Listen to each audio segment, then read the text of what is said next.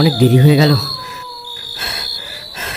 কোনো রকমের রাতের শেষ ট্রেনটা ধরতেই হবে, না হলে এত টাকার একটা ডিল হাত থেকে ফসকে যাবে।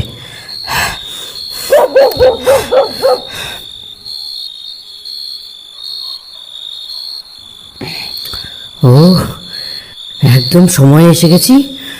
12:35 ট্রেন, আমি মাত্র 1 মিনিট লেট। এত তাড়াতাড়ি ট্রেন আসেনি। উহ, এত জোরে জোরে হেঁটে হাঁপিয়ে গেলাম।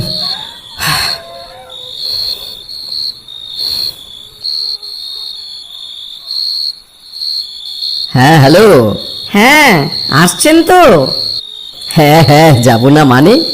এত টাকার ব্যাপার, ঘরে আসা লক্ষ্মীকে কি কেউ তাড়িয়ে দেয়? তাই তো, আপনি তো সে মানুষ নন।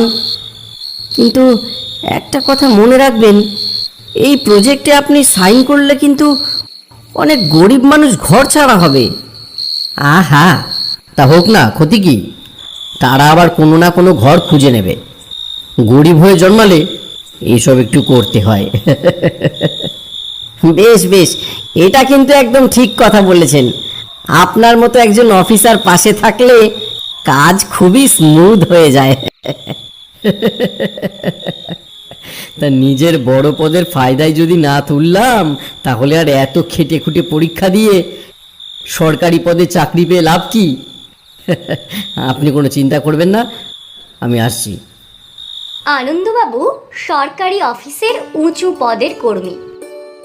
অফিসে বসে হাই তোলা আর টেবিলের নিচে দিয়ে টাকা নেওয়া তার নিত্যদিনের ব্যাপার। টাকা পেলে তিনি আর কিচ্ছুটি চান না। তাতে যদি কারো ক্ষতি হয় তো হোক। আজও সেরকমই একটি কাজে যাওয়ার কথা তার। তাই স্টেশনে শেষ ট্রেনের অপেক্ষায় দাঁড়িয়ে তিনি। কিন্তু ঘড়ির কাঁটায় 1টা বেজে যাওয়ার পরেও ট্রেন আসে না।